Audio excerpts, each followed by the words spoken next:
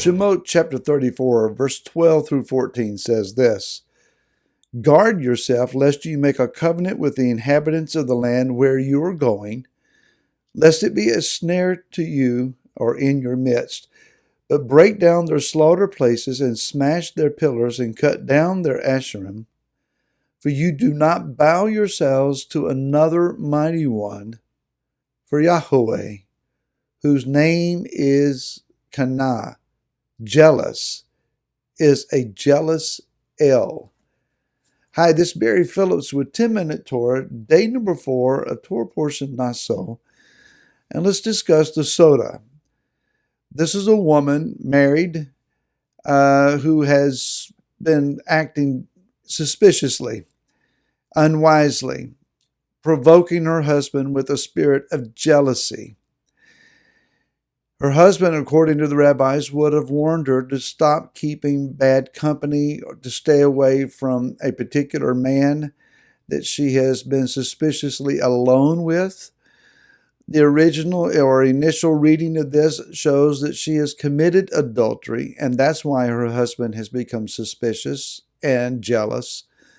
Verse 14 allows us to know, well, maybe she has or she hasn't, but nevertheless, by her actions, she is arousing suspicion and jealousy in her husband. The word for trespass here is ma'al, and it means to act unfaithfully, treacherously, in the acts of trespassing. The word soda, as is used to describe her, is to turn aside, to go aside, to decline. So this is not a woman who has been subjected then to a course of judgment without reason. This is not just about a husband who has unbridled passions and a suspicious mind, but rather he has been given reason to suspect that there is something going on. Now, she is taken to the priest and she goes through a process that we'll talk more about in a few moments. But she is offered bitter waters that will determine whether she is guilty or innocent. This whole process is more than just about a particular home and marriage. This is an allegory for us, at least, where we should see our relationship as the bride of Messiah with Yeshua. He has given himself to us. We are in a covenant with him. We have been promised to him. And while we have a marriage contract, while we have a ketubah with him, we have not yet consummated the marriage. The story of Hosea and Gomer certainly would apply here, and I encourage you to go and to read that story. It's tragic, and yet is filled with great redemption. As we look then at this suggestion that the bride of Messiah has not been exactly faithful to Yeshua, one might ask, how so?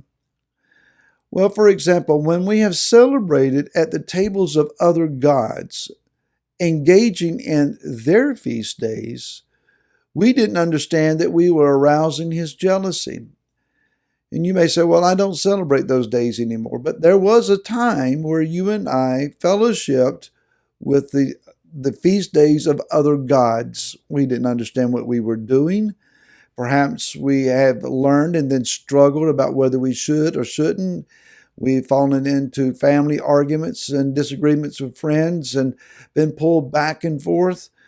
But it arouses the jealousy of our Elohim, Yeshua in particular, in that he has espoused us as his bride, and he will have no other Elohim thrown up in his face. It would be the same as if you have an old flame, an old girlfriend, an old boyfriend, and you continually have their picture hung on a wall in your home. How do you think your current spouse would feel about that? It would arouse jealousy. And so when we keep things around that pertain to old habits, old feast days, old celebrations, does it not arouse jealousy in our Messiah? When we denied the legitimacy of the Torah, we didn't see then that we were speaking against our own marriage covenant. We didn't know. We didn't realize we were parroting that which we had been taught. The Old Testament's been done away with. Whenever we deny the Torah, we are denying our marriage covenant. Reason for jealousy there? When we changed the Shabbat to one of a system's making, we were wearing basically another man's wedding or engagement ring. Again, we didn't know what we were doing. Shabbat is the wedding band or the engagement ring for the Messiah, for his love, his bride, Am Israel. Let's be sure we're wearing the right ring.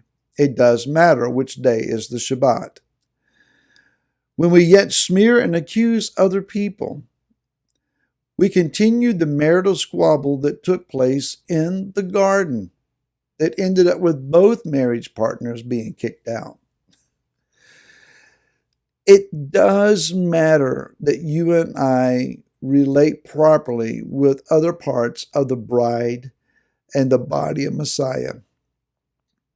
We can no longer disagree among ourselves viciously. The warring factions must come to an end because we're disrespecting him who is espoused to us.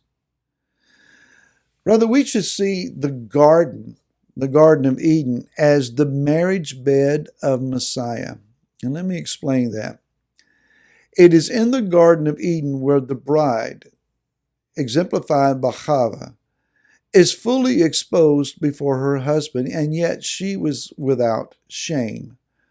Her nakedness was something to be covered with the Qan'na and a glorious light, where she appeared radiant and righteous, not naked and lusty. And there is a difference. The bride of Messiah is to appear radiant, not lusty. Likewise, a woman's hair is reckoned to be that of the light of the Shekinah, a covering for her. It is her glory that enables her to be revealed, but in a manner of righteous display, not blatant, not coarse, not lusty.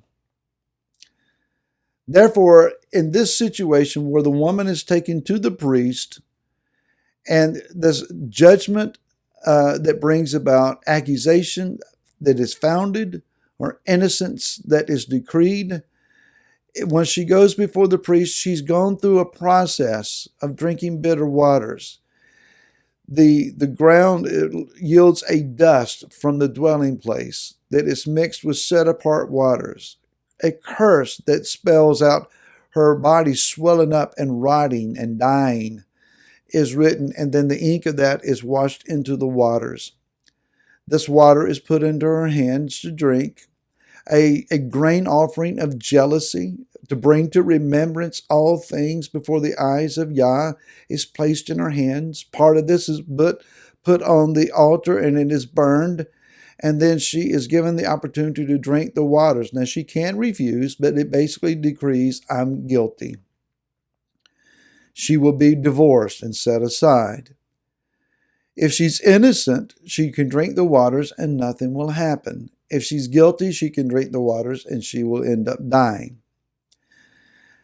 Her hair is let down so that she is now standing with the priest, an uncovered means, before the ark of Yah. Is this not a picture of the last days for us? The grain offering is a barley offering. It's animal feed.